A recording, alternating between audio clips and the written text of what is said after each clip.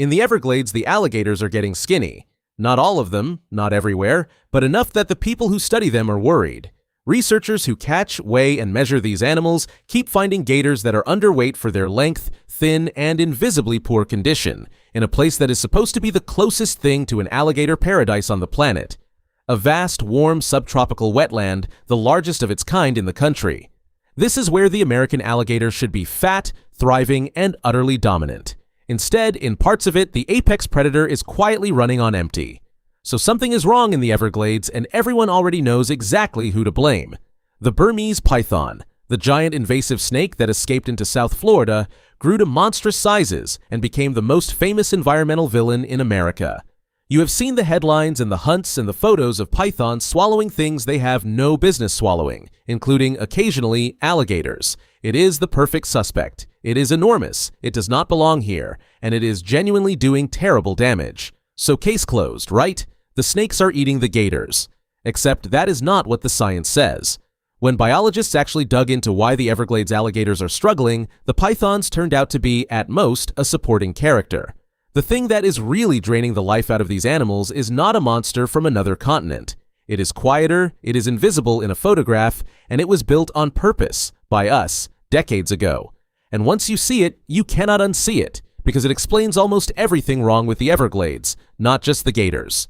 So let's get into it, because the alligator is just the trigger here. The real story is what was done to the water. Start with why the alligator matters so much, because it is not just another animal in the swamp. The alligator is the keystone of the entire Everglades. It engineers the landscape. In the dry season, gators dig and maintain deep depressions called gator holes that hold water when everything around them dries out.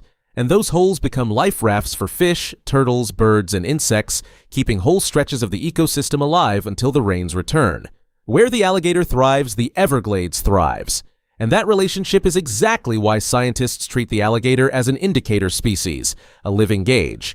The condition of the gators is a direct readout of the health of the whole system. When the alligators start to struggle, it is not a gator problem. It is an everything problem, showing up first in the animal at the top. Now, the python. Credit where it is due, the snake earned its reputation. Burmese pythons have torn through the Everglades mammals with horrifying efficiency. In the worst-hit areas, sightings of raccoons, opossums, rabbits, and other small and mid-sized mammals have collapsed by as much as 90% or more. The snakes are a genuine catastrophe for the fur-bearing residents of the Everglades, and they absolutely do tangle with alligators, with each side sometimes eating the other in encounters that get millions of views online. So it is completely reasonable to assume the python is the gator's problem too.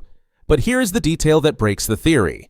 Alligators are not mammals, and they do not primarily live on mammals. A wild Everglades gator eats fish, first and foremost, along with turtles, birds, snakes, crustaceans, and whatever else the water provides. Its food supply is not the raccoon population the pythons are wiping out.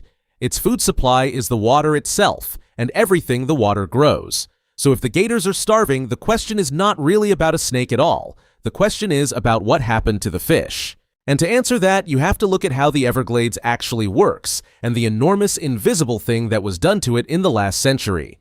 The Everglades was never really a swamp in the way people picture. It was a river. A vast, shallow, almost imperceptibly slow sheet of freshwater, tens of miles wide, creeping south across Florida from Lake Okeechobee down to the sea.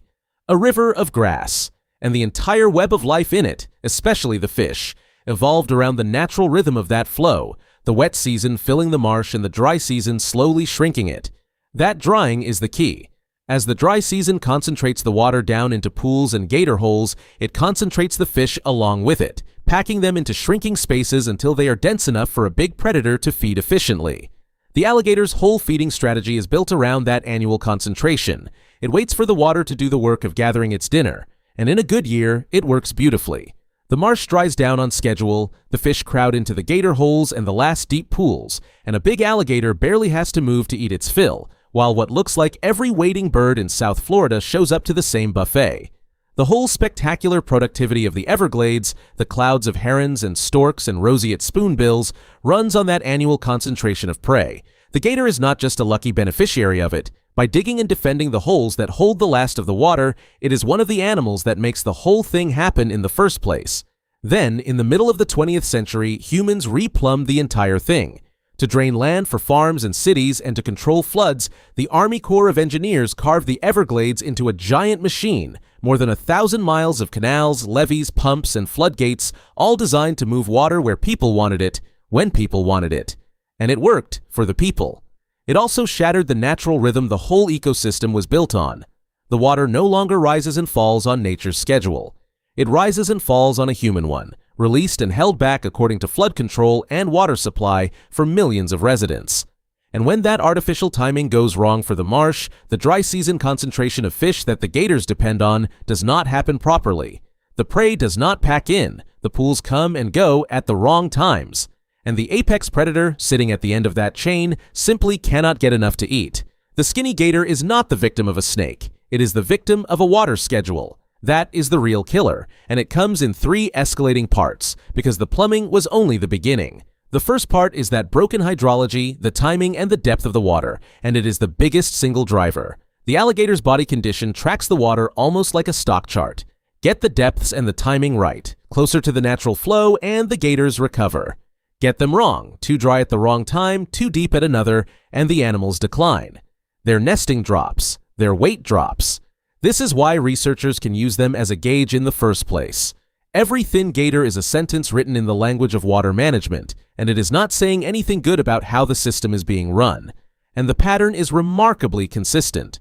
Where restoration has managed to push water depths and timing back towards something like the historic flow, the gators put weight back on and nest more often. Where the system stays chopped up and mistimed, they stay thin. It is about as close as messy field ecology ever gets to a controlled experiment, and the animals keep giving the same answer over and over. They are hungry, and they are hungry because the water is being run for people, not for the marsh. The second part is that the water is not just badly timed. It is also poisoned, and this one is genuinely unsettling. The Everglades is, chemically, almost a perfect machine for producing one of the nastiest toxins in nature.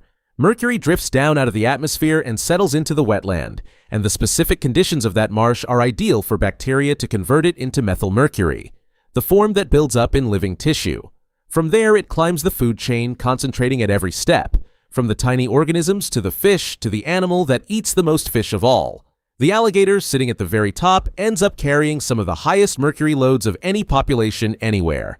It gets so concentrated that eating Everglades gator comes with health warnings for people. It does not always drop an animal on the spot, but a body loaded with a potent neurotoxin is not a healthy one, and it takes a quiet toll on the gator's condition and its ability to reproduce.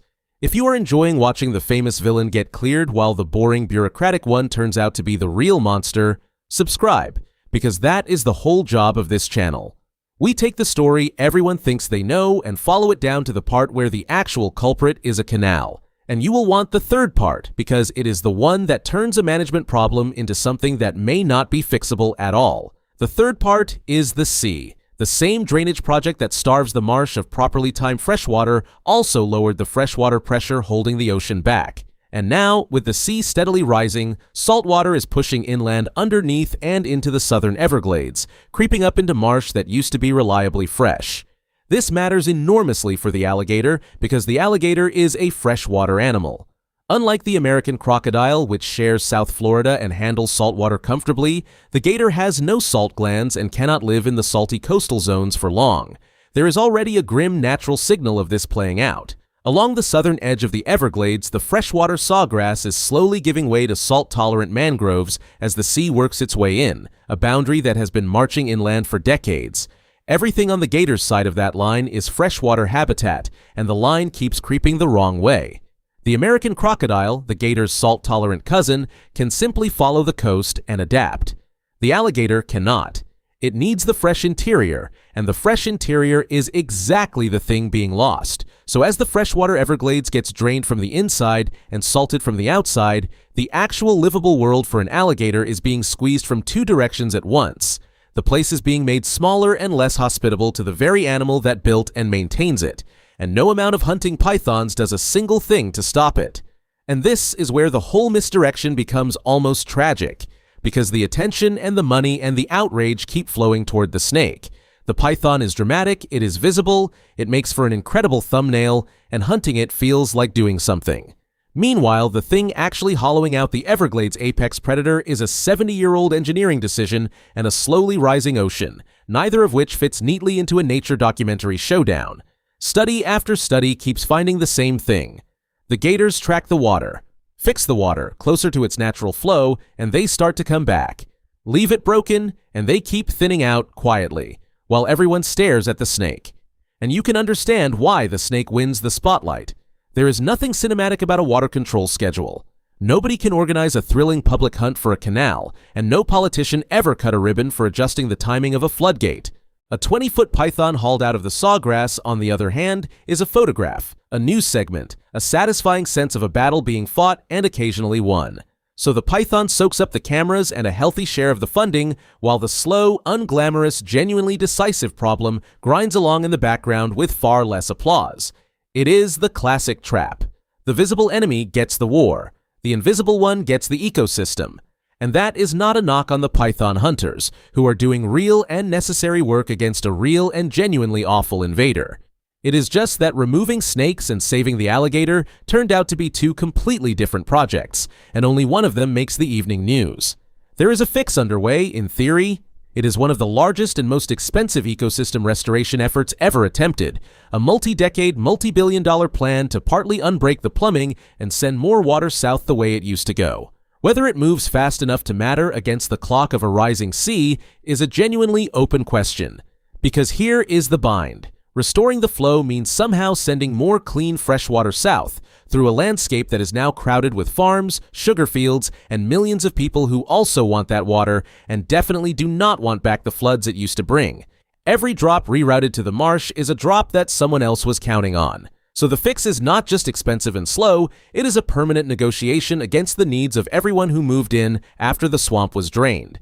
In a very real sense, the alligator is now competing with South Florida for a drink, and South Florida has the better lawyers. But it tells you where the real fight is. Nobody is trying to save the Everglades by only removing snakes, because everyone who actually studies it knows the snakes were never the main event. So the next time the Everglades alligator shows up thin and struggling and a headline points at the giant snake, remember what the science actually found. The gator is not being eaten to death by an invader from Asia. It is being starved, poisoned, and salted by a landscape that was drained, diked, and re-engineered for our convenience, and is now slowly drowning in the ocean we are helping to raise. The python is a real problem. It is just not this one. The alligator, the great survivor that outlived the dinosaurs, is not dying of snakes. It is dying quietly of us.